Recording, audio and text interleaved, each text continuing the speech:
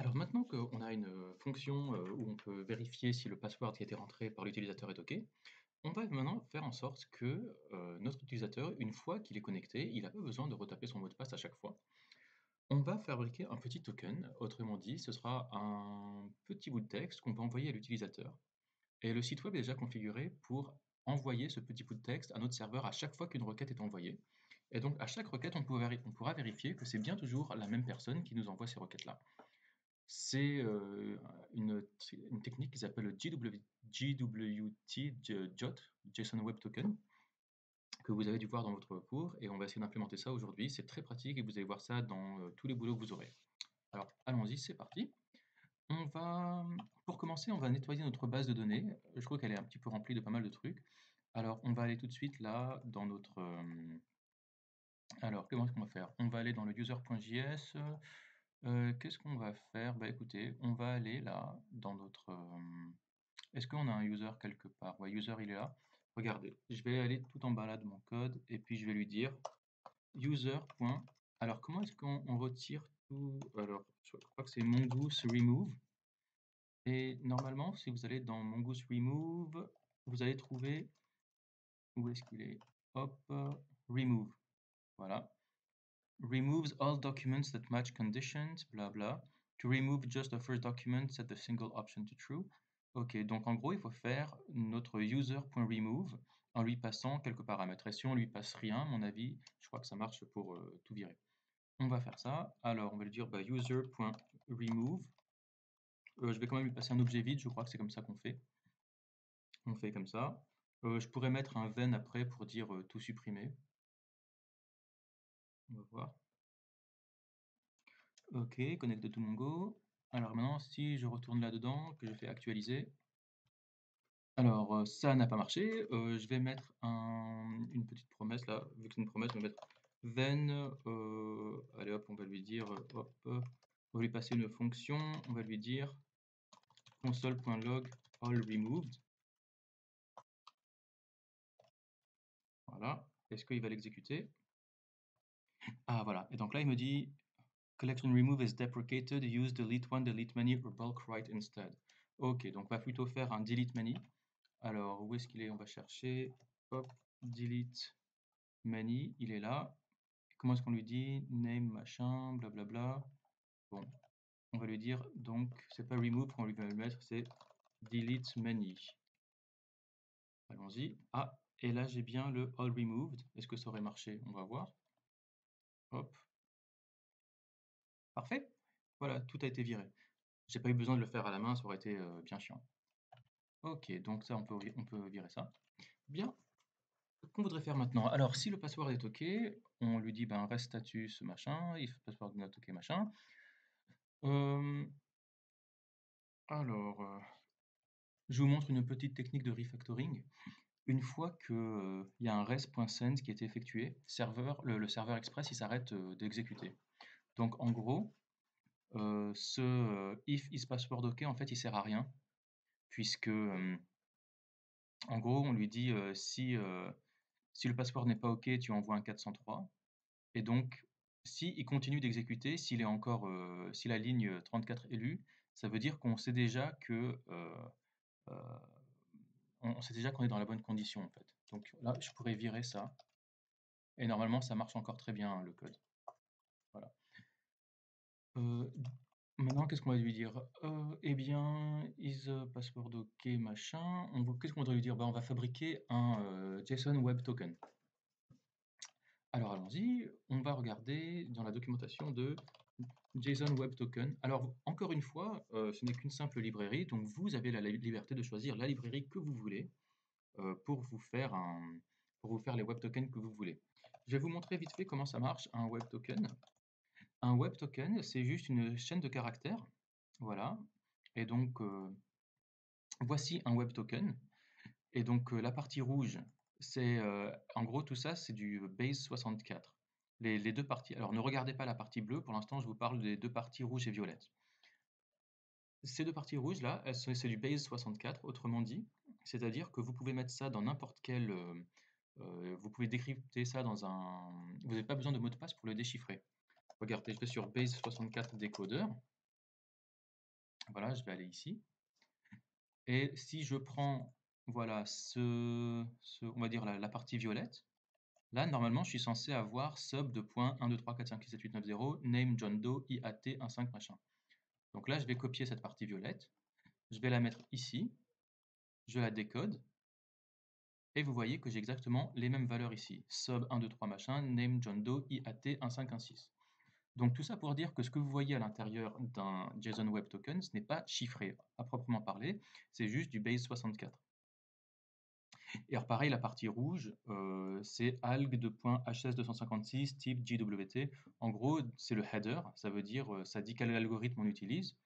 Donc le HS256, c'est un algorithme parmi d'autres. Parfois, vous aurez du RS. Et le token type, voilà, c'est JWT, donc c'est du JOT. Regardez, si je reprends donc ce texte rouge et que je le demande de décoder ça de base 64, vous voyez qu'à nouveau, on a exactement la même chose, HS256 JWT.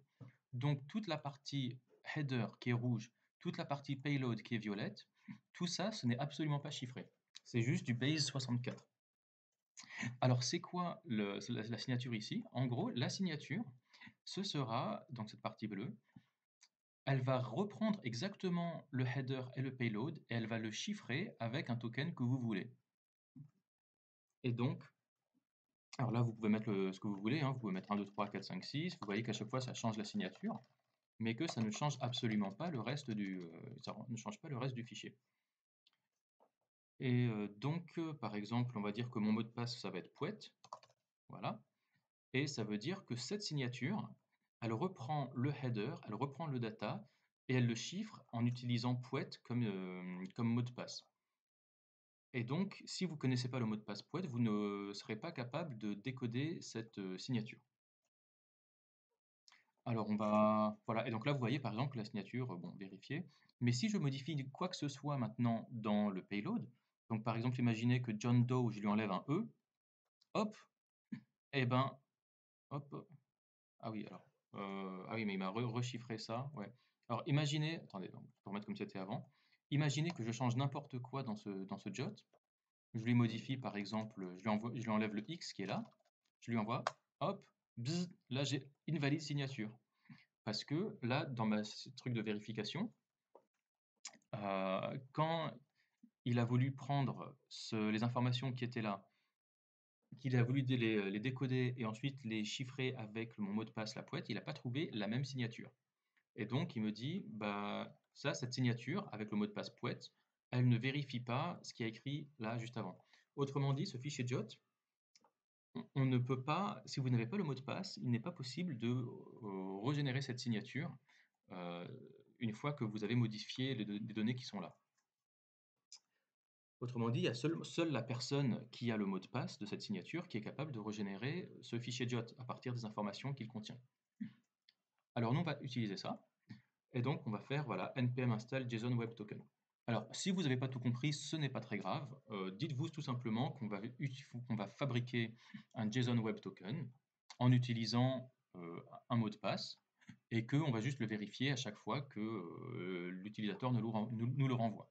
Vous n'avez pas forcément besoin de comprendre la mécanique interne des fichiers JOT. Alors, on va faire npm install JSON Web Token. On y va, comme d'habitude, on tue le serveur. On fait npm i JSON Web Token. Comme d'habitude, on regarde le package.json pour vérifier qu'il y a bien une ligne qui apparaît. Parfait, on est bon, puisqu'il est bien apparu ici. Maintenant, on va regarder la doc. Et on voit tout de suite qu'il y a plusieurs fonctions que vous pouvez utiliser. Donc, il y en a une qui s'appelle sign. Quand on regarde un peu plus bas, il y en a une qui s'appelle verify. Donc voilà, au début, on va fabriquer un token et ensuite, à chaque fois, on va utiliser la fonction verify pour vérifier qu'il est bon. Alors, comment est-ce qu'on sign un token?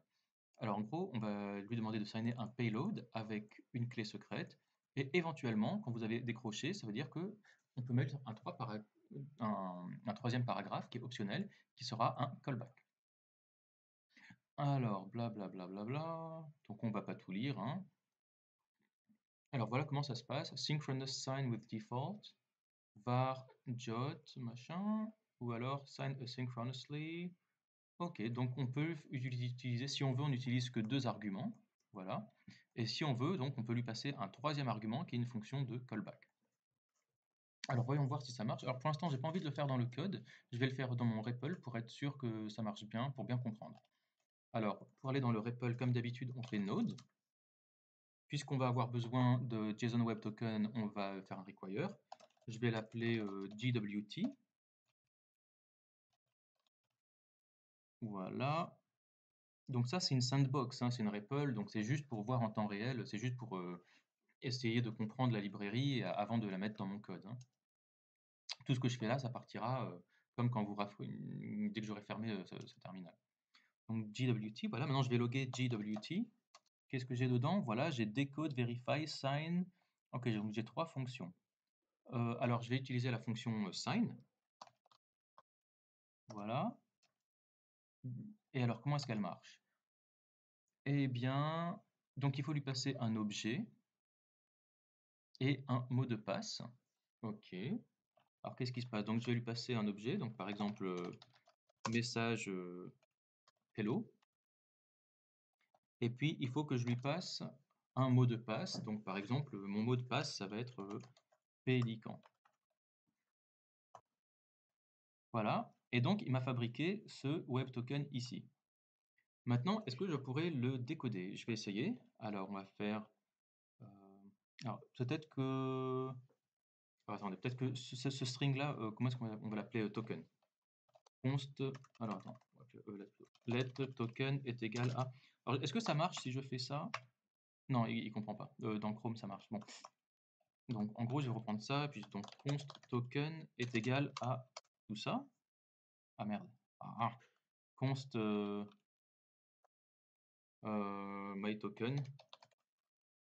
Voilà. Donc maintenant, si je regarde my token, c'est cette signe, ce machin-là. Je vais essayer maintenant de le décoder. Alors, je vais lui dire JWT. Alors, c'est quoi JWT? Ce sera decode. Voilà. JWT.decode. Alors, rappelez-moi, il faut qu'il prenne le premier argument, c'est quoi? Voilà, c'est. Ah non, c'est. Ah merde, c'est pas decode, pardon, c'est verify. Verify. Alors, voilà, donc il faut que je lui passe un token et un secret ou machin. Ok, alors je vais lui passer my token. Alors, est-ce qu'il arrivera à découvrir ça? Là, il dit non, j'ai besoin d'un deuxième argument.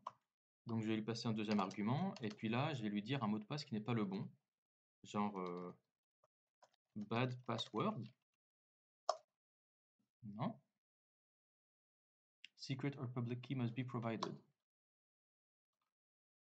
Alors, alors ça, c'est pas normal, je vais re-regarder la doc. Voilà, verify, qu'est-ce qu'on a? Token, machin, verify, token, wrong secret. Ok, alors pourquoi il n'est pas bon? Ah si, pardon, en fait c'était bien écrit. Uncaught JSON Web Token Error, invalid signature. Donc voilà, on n'était pas bon. Donc maintenant, par contre, si je lui mets le bon mot de passe, alors ça j'ai oublié ce que c'était, je crois que c'était Pélican. Ouais, voilà. Et là, il arrive à décoder qu'effectivement, j'avais mis message hello dedans. Et il m'a même mis un IAT, je crois que c'est le timestamp du moment où il a été fabriqué. Donc ça marche comme ça. Eh bien, on va pouvoir essayer d'utiliser donc tout ça maintenant. On va aller dans notre user et puis on va lui dire on va fabriquer un token déjà. Alors comment est-ce qu'on pourrait faire? On va l'appeler const token est égal à create token. Et puis de quoi est-ce qu'on aura besoin? On va dire qu'on aura besoin uniquement de l'email. Donc on va lui dire email. Et là en dessous, on va lui dire fonction create token en prenant un email.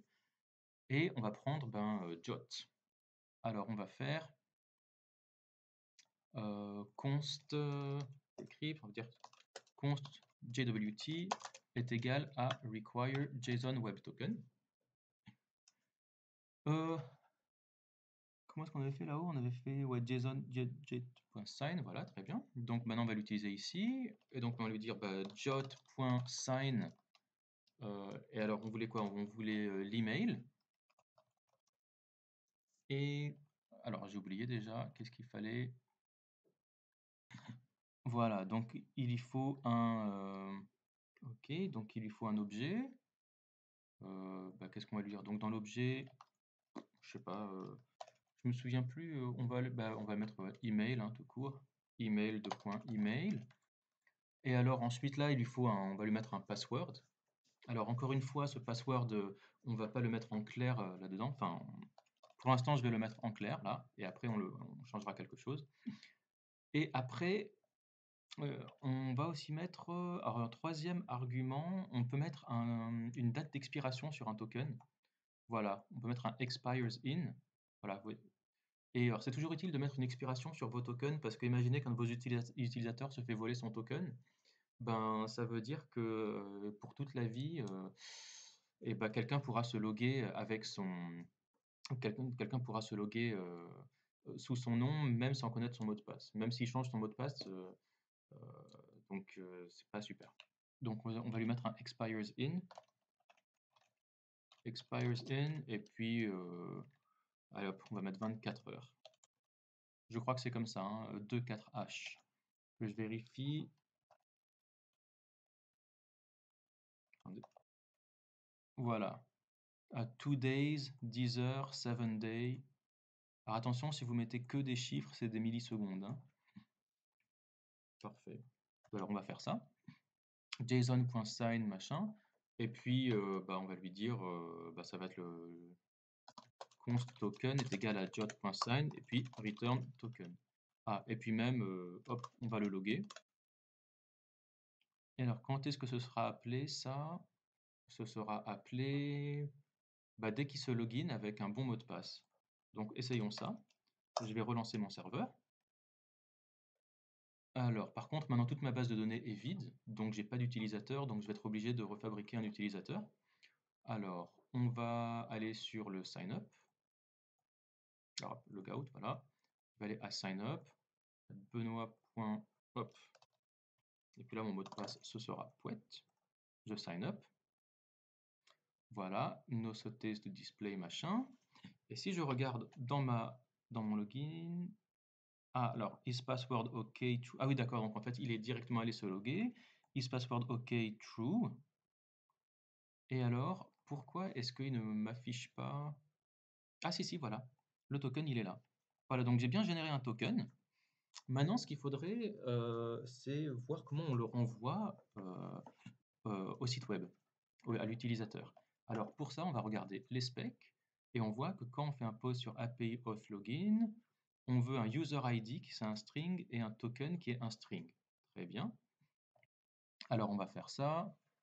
Connexion réussie. Alors du coup, ce rest status, on va plutôt le mettre en dessous là. Et qu'est-ce qu'on voulait? On voulait un token qui était un string. Donc là, on va mettre token qui sera token.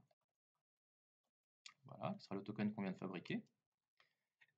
Et qu'est-ce qu'on veut aussi? On veut un user ID. Alors le user ID, ah oui d'accord, donc on va récupérer l'ID de l'utilisateur dans la base de données. Ok. Alors où est-ce qu'on va trouver ce user ID? Ah voilà, user c'est awaituser.findOne. Ok, écoutez, on va le loguer ce user pour voir comment est-ce qu'on peut accéder à son ID. Ah de toute façon voilà, c'est ici, regardez. Les user ID, vous voyez, que pour y récupérer, c'est underscore ID. Bon voilà, on n'a plus besoin de le loguer. Et donc on va lui passer token c'est égal à token, et puis user ID de point, ce sera user.underscore ID. On va envoyer ça. Et on va voir si maintenant il renvoie bien toutes ces données-là quand on lui fait une requête de login. Alors là, j'ai plus besoin de faire une requête de sign up. Je vais directement aller sur le login. On va faire un petit logout. Cette fois, je suis dans login. Je vais mettre Benoît.regen. Je vais mettre le bon mot de passe. J'enlève ces requêtes-là. Je fais un petit login. Je vois qu'on est à 200. Ok, je fais un petit pretty print là-dessus. Et je reçois bien. Vous voyez que j'ai bien reçu le user ID et un token qui est là. Bon, génial. Eh bien, je vais pouvoir retirer maintenant tous mes console logs. Mon create token, il est bien. Ce console log, on le retire. Là, au lieu de faire ça en 2 lignes, je pourrais le faire en une seule fois. Au lieu de faire const token est égal à machin, puis return token, je pourrais juste faire un return comme ça. Et alors là, ce mot de passe là, c'est pas bien qu'on le mette là. On va plutôt le mettre dans le point .env. Alors, comment est-ce qu'on va l'appeler? Ben, on va faire const. Bah, on va lui dire, allez hop, gwt password est égal à process.env. Et puis on va l'appeler voilà gwt underscore password. Et du coup, ce gwt password, on va le mettre dans le point .env ici. Et puis là, hop, on va dire pélican. On le changera un petit peu plus tard. Vous savez quoi? Écoutez, on va créer, au lieu que je mettre pélican, on va faire un petit truc un peu plus compliqué. Si vous faites un const crypto est égal à require crypto, là, si vous regardez crypto, voilà, vous avez plusieurs, voilà, vous avez un objet avec plusieurs méthodes dessus, là. Vous avez un, voilà, random UUID ou alors generate key. Ah bah tiens, on pourrait faire ça peut-être. Crypto.generate key. Ah non, callback must be a function. Ouais, bah écoutez, on va pas se prendre la tête. On va juste faire générer un UUID. Voilà, random UUID. C'est très bien. Voilà. On va faire ça. Point random UUID. Ah, c'est une fonction. Donc je l'invoque. Voilà. Et il me génère ça. Allez hop, on va prendre ça. Et mon mot de passe, ce sera pas pélican, ce sera 1919, blablabla. Très bien. Et donc là, ce .w password, voilà, on va prendre ça et puis on va le mettre à la place de pélican. Comme ça. Parfait. Il me semble qu'on est bon. On pourrait rajouter un petit truc. Vous voyez que là, dans cette fonction async, on lui dit const user est égal à await user find one email machin.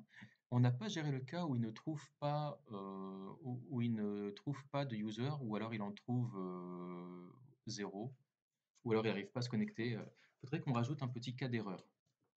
Alors pour ça, quand on fait du async, c'est toujours bien d'avoir du try catch.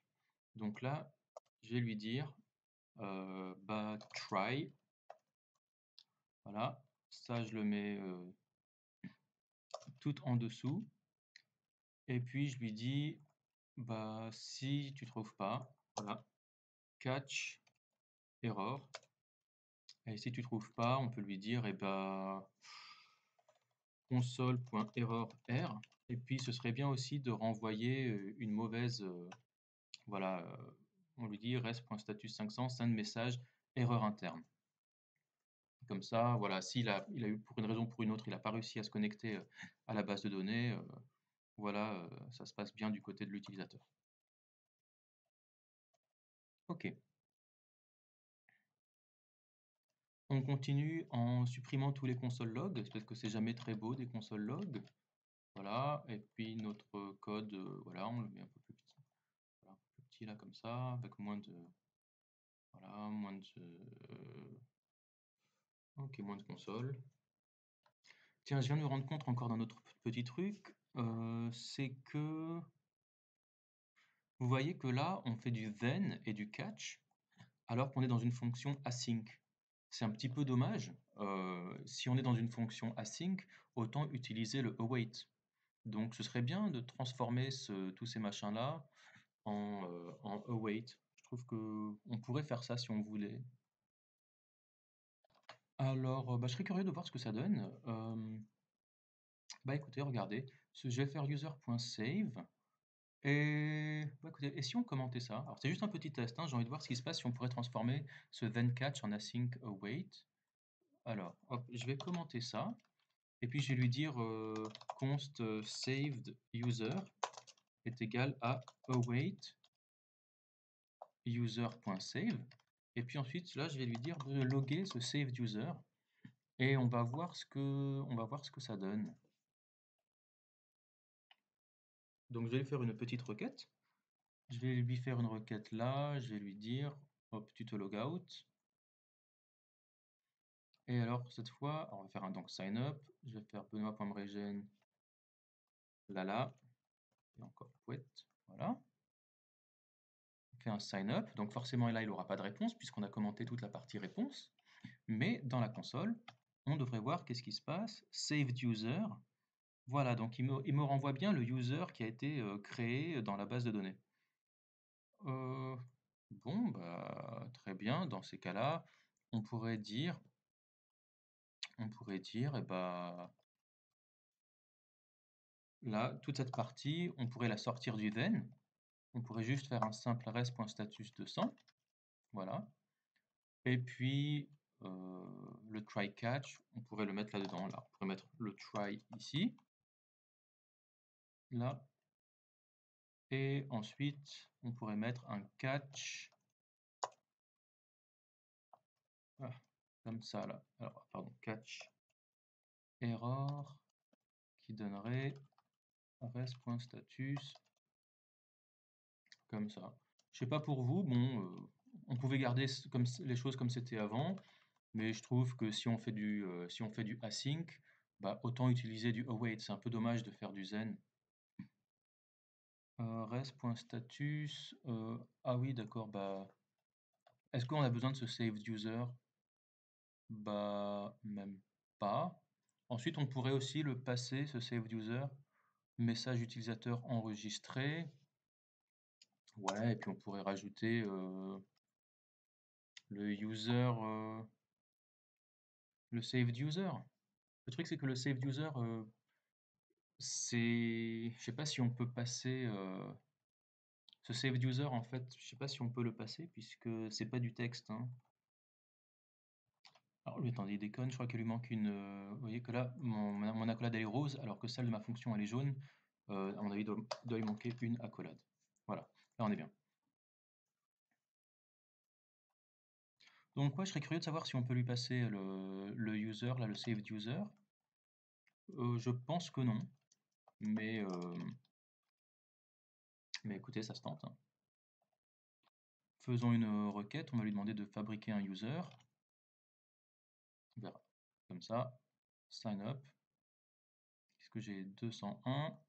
Qu'est-ce qu'il me dit? Utilisateur enregistré. Et il me passe, voilà tout ça. Mais alors par contre, vous voyez que j'ai des slash n. Oui, ça c'est des slash n parce qu'en gros c'est des retours à la ligne. Ouais, voilà, vous voyez que c'est pas super. Peut-être que si je voulais vraiment le renvoyer, je pourrais aussi lui dire de stringifier tout ça. De cet objet, hop, stringify save user. Comme ça, je suis sûr qu'il passe que du texte.